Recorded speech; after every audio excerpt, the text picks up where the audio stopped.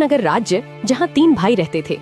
बड़े का नाम भीमा, मंझला का नाम लल्लन और सबसे छोटे भाई का नाम था भोला।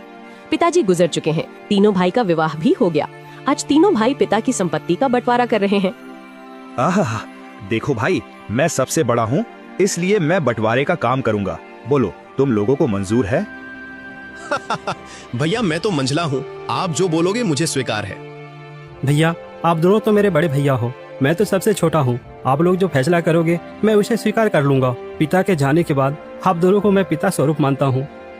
तो फिर ठीक है, सबसे पहले हम खेतों का बंटवारा करते हैं। देखो भाई, हमारे पास 2 खेत हैं और एक मेड़ है। हम लोग 3 भाई हैं, इसलिए 2 खेत में से एक मैं और एक मंझला लल्लन का होगा और बचा मेड़ छोटा भाई यानी कि भोले का होगा। अरे वाह, बहुत अच्छा निर्णय है भैया, मुझे मंजूर है। कहो भोला, तुम तो चुप हो गए, क्या तुम्हें मंजूर नहीं? नहीं नहीं भैया, आप जो कहेंगे वह मुझे मंजूर है। अच्छा तो ठीक है, अब बारी आती है हमारे पिताजी द्वारा लगाए गए आम के पेड़ का। चलो अब आम पेड़ के पास चलते हैं। अब तीनों भाई आम पेड़ के पास आते हैं। आम के पेड़ में 2 डाली है, दोनों डालियों में आम के फल लदे हुए हैं। देखो भाई, यह है आम का पेड़। अब इसका बंटवारा भी कर लेते हैं। देखो, इसमें 2 डाली है और एक जड़ है। इन 2 डाली में से एक डाली मेरा होगा और एक लल्लन का होगा और जड़ भोला का होगा। बहुत अच्छा भैया, ये फैसला भी मुझे मंजूर है। आप लोग तो बड़े हो, मैं तो सबसे छोटा हूँ। मैं भला आप लोगों के बात को कैसे टाल सकता हूँ? मुझे भी मंजूर है भैया। अब तीनों भाई घर के पास आते हैं। अब घर का बंटवारा भी होना है। तो फिर ठीक है, अब बारी आती है इस घर की। इस घर में 4 कमरे हैं और एक छत है। 2 कमरा मेरा होगा और 2 कमरा लल्लन का, और जो खप्पर का छत बच जाएगा वो भोला का होगा।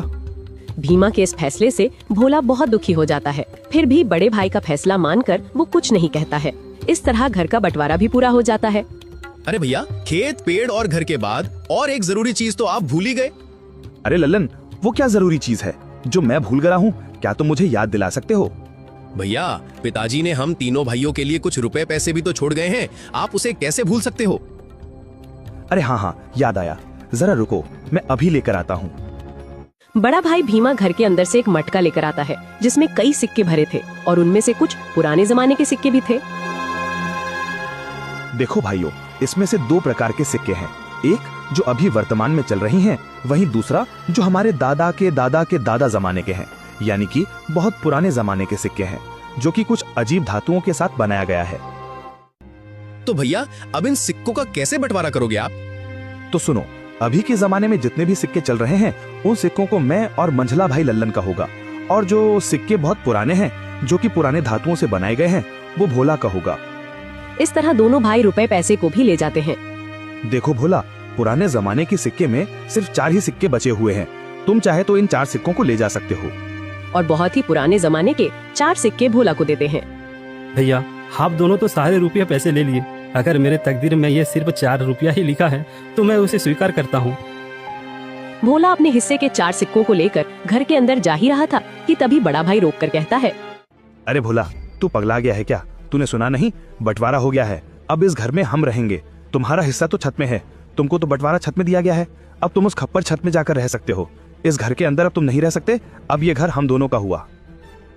भैया आप ही कैसी बातें कर रही हो? मैं कहाँ जाऊँगा? मेरा तो अभी अभी शादी हुआ है, मैं कहाँ रहूँगा भैया? अरे भोला भाई, ये तो तुम्हें पहले सोचना था ना, जब बंटवारा चल रहा था। अब पछताए क्या करे जब चिड़िया चुग गई खेत। दोनों भाई ने भोला और उसकी पत्नी को घर से धक्के मारकर बाहर कर दिया। वहीं दोनों पति पत्नी गांव के तालाब किनारे अपनी एक छोटी सी कुटिया बनाकर रहने लगे। हे भगवान, यह हमारे साथ क्या हो रहा है? अब ना घर का रहे ना घाट का, कैसे चलेगा जीवन? 2 वक्त की रोटी तो छोड़ो, एक रोटी भी नसीब में नहीं है। अब रोते जाओ, जी भर के रोते रहो। अकल तो तुम्हारी घास चढ़ने गई थी, मेरी मती मारी गई थी जो मैंने तुम्हारे साथ विवाह किया। मेरी तो किस्मत ही खराब है। बड़े भाई बोलकर तुमने कुछ ज्यादा ही इज्जत दे दी। देख लिया नतीजा, अब भुगतो।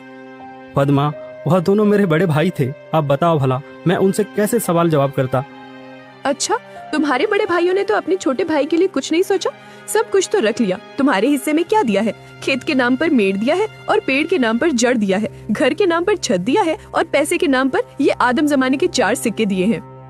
पद्मा, अब बस भी करो, और कितनी ताने मारोगी। अब छोड़ो उन बातों को। चलो छोड़ दिया, अब बताओ आगे का क्या? क्या करोगे, क्या खाओगे, कुछ बताओगे मुझे?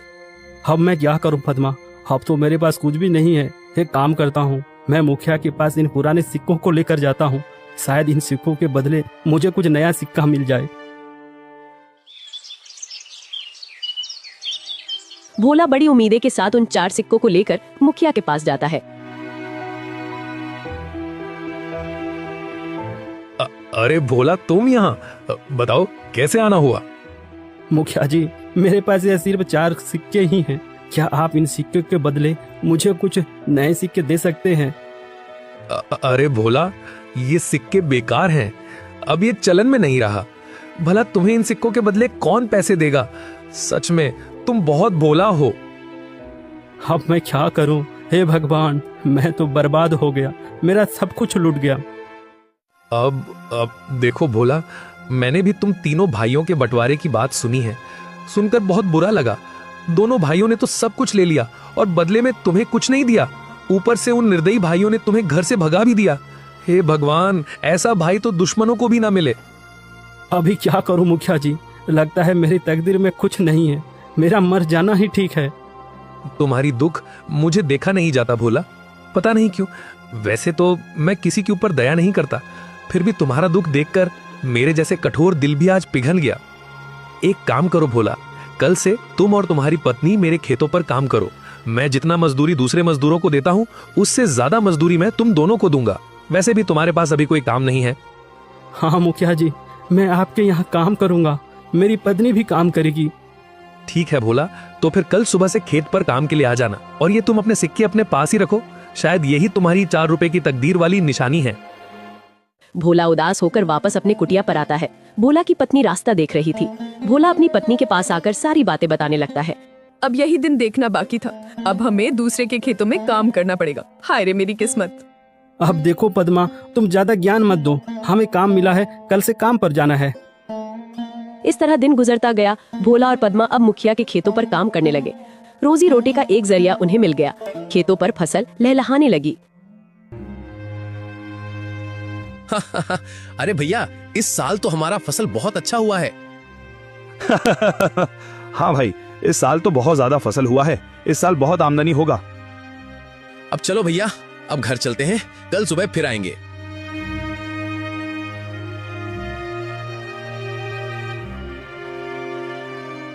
अरे पद्मा, देखो सुबह से दोपहर हो गया है, खाने का वक्त आ गया है। चलो कुछ खा लेते हैं। वैसे आज खाने में क्या है पद्मा?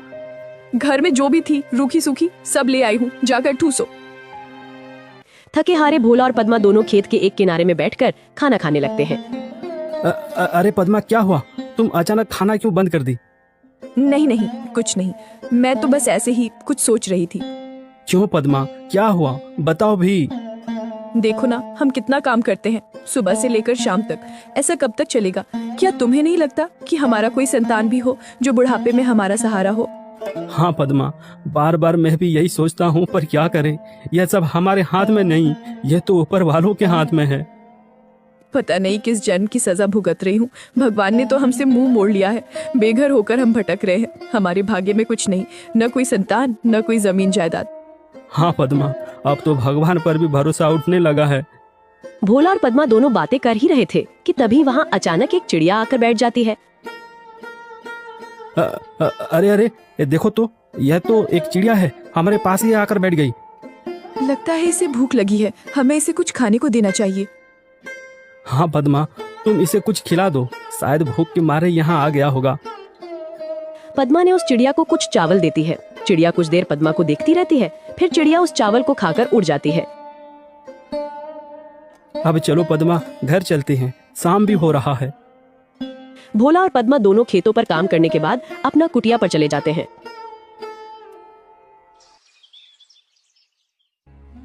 सुनिए भोला जी, ये फावड़ा उठाओ और मेरे साथ चलो। पर कहाँ? तुम फावड़ा लेकर कहाँ जाने की बातें कर रही हो? ज्यादा सवाल जवाब नहीं, मेरे साथ चलो, आज कुछ जरूरी काम करनी है। क्या? कोई जरूरी काम? वो भी इस वक्त रात को? हाँ जी, आज हम वो काम करने जा रहे हैं जिसे आपको पहले ही कर लेना चाहिए था। पद्मा के कहने पर भोला फावड़ा उठाता है। दोनों पति पत्नी अपने उस खेत के मेड़ पर आते हैं जो उन्हें बंटवारे पर मिला था। पद्मा, यह तो हमारा मेड़ है और वहाँ पर जो फसल लगी है, जहाँ पानी भरा हुआ है, वह तो मेरे दोनों बड़े भाइयों का खेत है और हम जहाँ खड़े हैं यही हमारा मेड़ है। इसलिए तो मैं तुमको यहाँ लेकर आई हूँ बुद्धू। और सुनो, आप इस मेड़ को अभी के अभी तोड़ दो। ये क्या कह रही हो तुम? इससे तो मेरे दोनों भाइयों के पूरे फसल बर्बाद हो जाएगा। बिना मेड़ के भला खेती कैसे हो सकता है पद्मा? ये समस्या तुम्हारे भाइयों का है, तुम्हारा नहीं। हमारा मेड़ हमारी मर्जी, तोड़े या रखे। अरे वाह पद्मा वाह, मुझे पता नहीं था, तुम तो बड़ी होशियार हो। अब मुझे समझ में आ गया। इस तरह पद्मा और भोला ने खेत के सारे मेड़ को तोड़ दिया, जिससे खेतों से पानी बह गया और फसल बर्बाद हो गया। अगली सुबह जब दोनों भाई खेत पर पहुंचते हैं, हे भगवान, ये क्या हो गया? हमारे सभी फसल तो बर्बाद हो गया। कितनी अच्छी फसल लगी थी, सोचा था इस साल सोने के गहने लूंगा, पर सपना सपना ही रह गया। अरे भाई, हम दोनों तो बर्बाद हो गए रे। कितनी अच्छी फसल लगी थी, अब बिना पानी से सब सूख गया। भला अब फसल कैसे होगी? अरे भैया, वो देखो, खेत का मेड़ को किसी ने तोड़ दिया है। जब मेड़ ही नहीं है तो खेत में पानी कहाँ रहेगा और हम सिंचाई कैसे करेंगे? जरूर ये काम भोला का होगा। जरूर उसने होशियारी की होगी। भीमा और लल्लन दोनों रोते हुए घर को आते हैं। घर आकर अपनी पत्नियों को सारी कहानी बताने लगते हैं। अरे ये क्या हो गया? देखो जी, मेरी बात सुनो। अगर फसल बर्बाद हो गया है तो कोई बात नहीं, हमारा आम का पेड़ तो है। हाँ, तुमने बिल्कुल सही कहा, पर अभी आम पकने को कम से कम 12 से 15 दिन और लगेगा। हाँ भैया, जब आम पक जाएंगे तो हम उसे बाजार ले जाकर अच्छे पैसे कमा सकते हैं। हाँ लल्लन, तुम बिल्कुल ठीक कह रहे हो। अब यही एक रास्ता बचा है, वरना हम सब भूखे मर जाएंगे।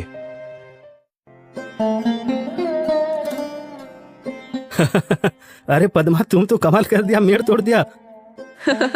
जैसी करनी वैसी भरनी, ये उन्हीं के कर्मों का फल है। सुनो जी, आज रात हमें और एक काम करना है। अरे पद्मा, इस बार क्या करना है? अरे बुद्धू, तुम अब देखते जाओ, वो तुम्हें शाम होने के बाद ही बताऊंगी। जैसे ही शाम हुआ, पद्मा और भोला दोनों कुल्हाड़ी लेकर उस आम के पेड़ के नीचे पहुंच जाते हैं जो उन्हें बंटवारे पर मिला था। सुनो जी, क्या यही वो आम का पेड़ है? हाँ पद्मा, यही तो बंटवारे वाला आम का पेड़ है। एक डाल पर बड़े भैया और एक डाल पर मंझला भैया का अधिकार है। तो फिर हमारा हिस्सा कौन सा है? अरे पद्मा, मैंने तो पहले ही तुम्हें बता दिया था कि हमारा हिस्सा सिर्फ जड़ है, इसके अलावा और कुछ भी नहीं। तो फिर ठीक है, इस पेड़ का जड़ तो हमारा है, इसलिए इस जड़ को रखे या काटे हमारी अपनी मर्जी। दोनों पति पत्नी आम के पेड़ को काट देते हैं। आम का पेड़ नीचे जमीन पर गिर जाता है। एक जोरदार आवाज होता है। भीमा और लल्लन दौड़कर पेड़ के पास आते हैं। भोला और पद्मा को दोनों भाई पकड़ लेते हैं। अच्छा, तो तू है भोला, तू हमसे बदला ले रहा है। आज तो तेरा खैर नहीं, तुझे तो इसकी सजा जरूर मिलेगी। अरे रुको भैया, हम इन दोनों को राजा के पास ले चलते हैं और इनको कौड़े की मार वाला सजा दिलवाते हैं। हाँ, बिल्कुल ठीक कहा लल्लन तुमने। भोला और पद्मा को दोनों भाई रात भर कमरे में बांध कर रखते हैं।